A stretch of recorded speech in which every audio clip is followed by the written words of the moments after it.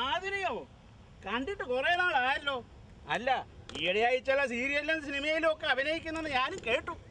അങ്ങനെയൊന്നുമില്ല, ഒരു സീരിയൽ മുഖം കാണിക്കും, അത്രേ ഉള്ളൂ. അല്ലാതൊരിയും ഈ ഒക്കെ എങ്ങനെ ഒപ്പിച്ചെടുത്തു? ഇതൊക്കെ ഒരു ദൈവാനുഗ്രഹമല്ലേ. അവരെനിക്ക് വേണ്ടി വെയിറ്റ് ചെയ്യുന്നു. ഞാൻ പൊക്കോട്ടെ. ആരെ? ആ സീരിയലുകാരെ. ഓ,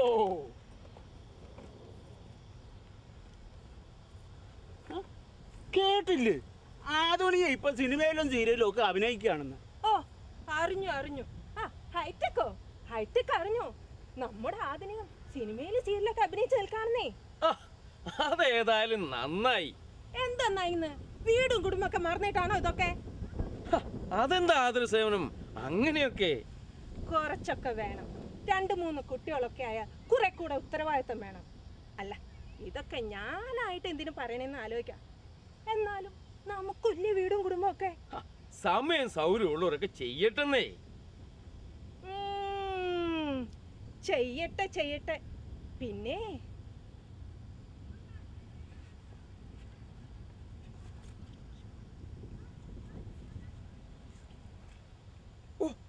ഞാൻ എന്തായി കേൾക്കുന്നേ? അയാള് കാരണം 2-3 ഡൈവോഴ്സ് കേസ് ഉണ്ടായിരുന്നു. ഇതൊന്നും ഞാൻ പറഞ്ഞതല്ല കേട്ടോ, പുള്ളിക്കാരൻ്റെ അടുത്ത സുഹൃത്തുക്കൾ പറഞ്ഞ് ഞാൻ കേട്ടതാ. അടുത്ത സുഹൃത്തുക്കളാവുമ്പോൾ തെറ്റാൻ വഴിയില്ലേ? കൊള്ളാം.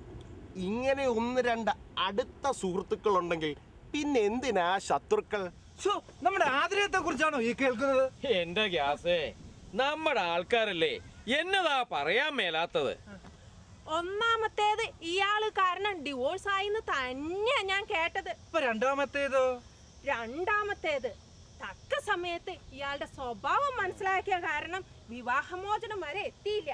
അപ്പം മൂന്നാമത്തേതോ? മൂന്നാമത്തേത് അതാ എനിക്കും അറിയണ്ടേ. കർത്താവേ, കുമാരെ വീട്ടിൽ കേട്ടേ സൂക്ഷിച്ചു വേണം. പിന്നെയും ചിലത് ഞാൻ കേട്ടു. അതെന്തുവാ? ഈ സിനിമയിൽ അഭിനയിക്കാൻ പോണതേ വേറെ പലതിനാ. അതെന്തിനാ? ഓ, ഒന്നും അറിയാൻ പാടില്ലാത്ത പോലെ. അല്ല ആതുരസേവനം, ഈ പറയുന്നതൊക്കെ നിങ്ങൾക്ക് നല്ല ഉറപ്പുള്ള കാര്യങ്ങളാണോ? കേട്ടിട്ട് ഉറപ്പിക്കാൻ പറ്റിയില്ലെങ്കിലേ എല്ലാം നേരിട്ട് അനുഭവിച്ചു. അയ്യോ, ദേഷ്യപ്പെടലേ എന്റെ ആതുരസേവനമേ. ഞാനൊന്ന് ചോദിച്ചു എന്നല്ലേ ഉള്ളൂ.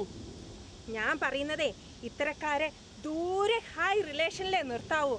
അല്ലെങ്കിലേ മണ്ണും ചാരി നിന്നവൻ പെണ്ണും കൊണ്ടുപോയതുപോലെ ആയിപ്പോകും. ഉള്ളത് പറയാമല്ലോ. കേട്ടിട്ട് ഇതിനകത്തൊക്കെ ഒരു കഥയുണ്ടെന്ന് എനിക്ക് തോന്നുന്നേ ഇല്ല. ഇങ്ങനെയാണ് ഇവിടെ ഓരോരോ കഥകൾ ഉണ്ടാകുന്നത്. ഇതിനെയാണ് നുണകളിൽ കൂടെയുള്ള സ്വഭാവഹത്യ അല്ലെങ്കിൽ ക്യാരക്ടർ അസാസിനേഷൻ എന്ന് ഇംഗ്ലീഷിൽ പറയുന്നത്. ഇതുപോലുള്ള ഒരുപാട് ആതുര സേവനങ്ങളുണ്ട് നമ്മുടെ ഈ നാട്ടിൽ. ഏതായാലും നമ്മൾ ഒരു കാര്യം മനസ്സിലാക്കിയാൽ നന്ന്, അസൂയയ്ക്കും പരദൂഷണത്തിനും ഈ ഐക്യനാട്ടിൽ പോലും മരുന്നില്ല.